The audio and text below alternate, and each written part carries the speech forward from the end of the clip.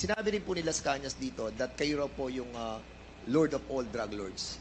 Ano pong masasabi niyo po dito? Ano po? Kayo daw po ang Lord of all drug lords. I cannot. Ikaw, alam mo man ako, sir.